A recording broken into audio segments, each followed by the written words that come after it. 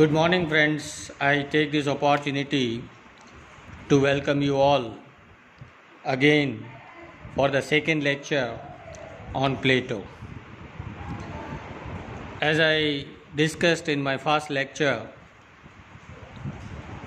in paper number 12, in criticism, we are going to study some of the important critiques, and the first among these critiques is Plato. In my last lecture,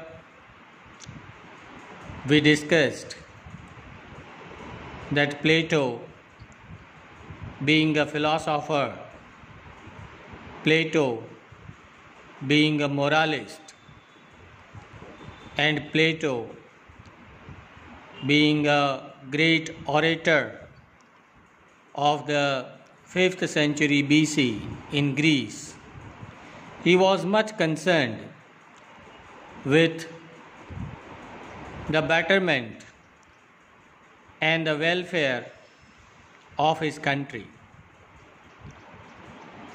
Plato, as a philosopher and as an orator, was much worried about the future of his country. Plato believed that his country was declining because of poets and poetry.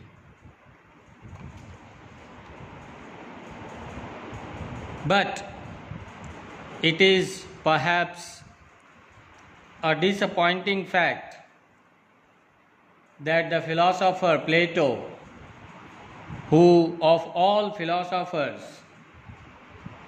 who was most richly endowed with poetic sensibility and who himself had adorned his prose with the lines and phrases taken from the great poets, he turned against the poets. He tried to pass a serious censure to banish the poets and poetry from his country. In many of his dialogues, Plato himself has taken some great lines from the great poets of his times, and still he goes against the poets and poetry. Now, this is really a disappointing fact for all of us. But let me tell you that when Plato came with his critical theories, the wonderful flowering period of Greece was over. Creative impulse in Greece had practically been seized. Philosophers and orators were the leaders in every walk of life. And Plato, being a philosopher and Plato being an orator, was much concerned with building up of an ideal state and building up of an ideal man, ideal citizen. And that is why he wanted to see whether literature or poetry helps in developing and molding the character of the citizens or not. Plato was a moralist, and he was a philosopher. As a moralist and as a philosopher, he found out some problems with the poets and with poetry. This is what we discussed in our previous lecture. Now, what problems did he find with the poets who were writing poetry in Greece in his times. Plato found that the poets like Homer, the poets like Hesiod are convicted of immoral teachings. Means the poetry which was written by Hesiod. Let me write it down here. The poetry written by Hesiod. This poetry was convicted of immoral teachings, and the tragedians and the comedians who were writing the plays during his times, they were condemned because they were imitating the unworthy objects. And Plato believed that in an ideal country, in an ideal state, there is no place for such people. There is no place for such poets, such playwrights who are convicted of immoral teachings. There is no place for the poets in the country who were relieving the immoral messages to the society. Plato thought that, can we allow the poets to misrepresent the gods? Can we show the gods as revengeful or lustful or cruel or waging war among themselves? Plato asked this question. Let me repeat it again.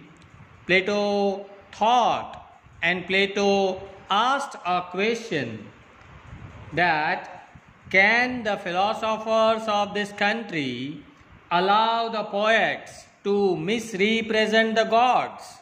Because in those times the poetry which was written, in that poetry the gods were not presented as moral beings.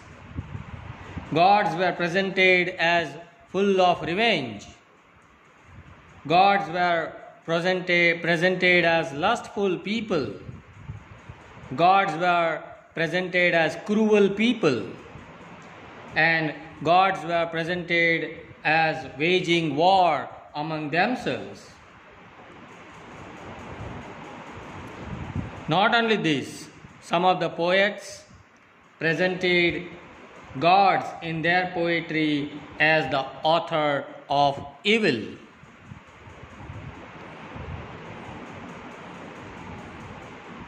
Sometimes gods were presented as telling lies. So Plato thought that these things are intolerable. Plato could not tolerate the poets because these poets of his times, they were writing immoral poetry. And Plato, who was a moralist, who was a philosopher, went against the poets and poetry, because the poets in his times presented gods and goddesses as full of revenge, as cruel people, as lustful people. So this was the basic problem according to Plato.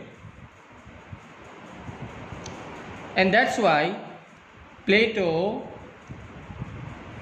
wrote some dialogues, wrote some books like dialogues, symposium, Philebus, Phaedrus, Ion, Republic, and so on.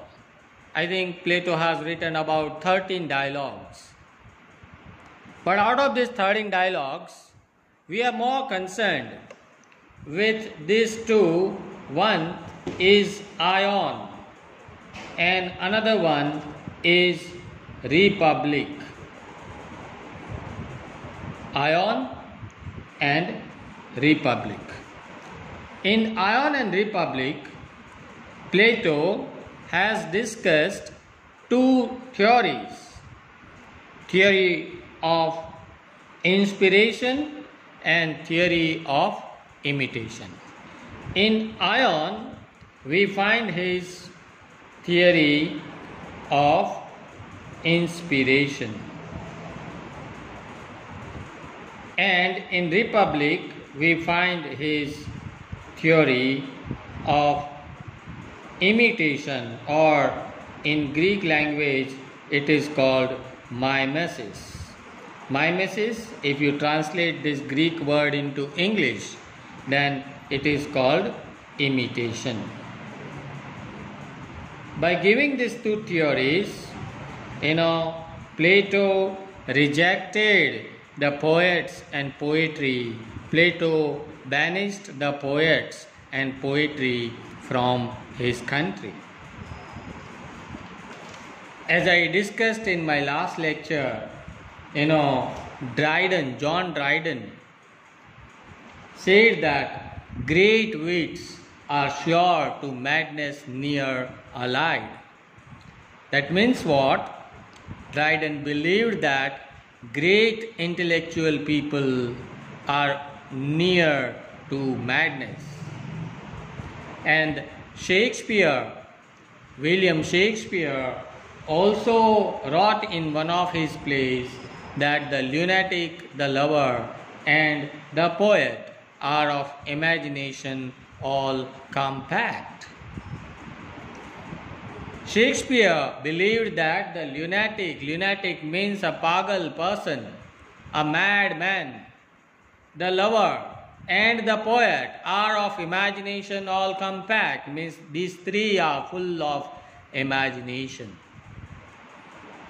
And similarly, Plato, centuries before Shakespeare, also believed the same thing. Plato, in his book Ion, develops an argument that the poet who moves the reader and audience is first of all inspired by the God. Plato believed that no poet can write poetry without the inspiration by God. The poet is inspired by God and awakens the soul of man by certain emotions which are correspondingly felt by the spectators or the readers. Plato writes in Ion, I quote, he said that for the poet is a light and winged and holy thing. I repeat it again. Plato said that the poet is a light and winged and holy thing, and there is no invention in him until he is inspired and is out of his senses, and the mind is no longer in him. Let me explain this quotation, these words of Plato. Plato said that poet is a light and winged and holy thing. Light thing, holy thing, and wonderful thing. Why? Because light means the poet is a light thing. Means poets are full of imagination. That's why the poets are winged people. Poets are light people. And holy people, why? Because they are inspired by God. And there is no invention in him until he is inspired, the mind is no longer in him. Plato goes to the extent of saying that there is no mind, there is no intellectual power in the poet until he is inspired by God. So what Plato wants to say that poets themselves have nothing to do creative. Poets themselves cannot do anything creative until they are inspired. And that's why Plato says that the poet is inspired by the divine frenzy. I think in my last lecture I talked about this thing, divine frenzy. Frenzy means pagalpan. And so, whether a lyric poet or an epic poet, he composes good or beautiful poems not by art, but because he is inspired. When the poet is inspired by such a feeling, he is not himself, and his intellectual power does not work, and he revels in an imaginative world. Poet's world is full of imagination, and when the readers read such poetry, they also start traveling into that imaginary world. And as a result, the readers, the citizens of the country, they forget the real world. So poetry, according to Plato, takes the readers, takes the citizens away from reality, which is not good for the country. And that is the reason why, he declares a verdict. He declares a verdict and he says that, therefore, when anyone of these gentlemen comes to us and makes a proposal to exhibit himself and his poetry, we must fall down and worship him as a sweet and holy and wonderful thing. But we must also inform him that in our country such as he are not permitted to exist. The law will not allow them. Let me explain this quotation to you. He says that, therefore, when any one of these gentlemen comes to us and makes a proposal to exhibit himself and his poetry, any one of these gentlemen means the poets. When the poets come to us and make a proposal to exhibit himself and his poetry, we will fall down and worship him as a sweet and holy and wonderful thing. Poets are sweet people, no doubt. Poets are wonderful people, holy people. Why? Because they are inspired by God. But we must also inform the poets, that in our state means country, in our country, such as he are not permitted to exist, the law will not allow them. So, Plato declared this verdict and said no to the poets and poetry on the basis of his theory of inspiration. In short, he says that because the poets are inspired by God, a kind of divine frenzy enters into the minds of the poets and they write something. They write poetry. But when the readers read such poetry, the readers also start traveling into an unknown world.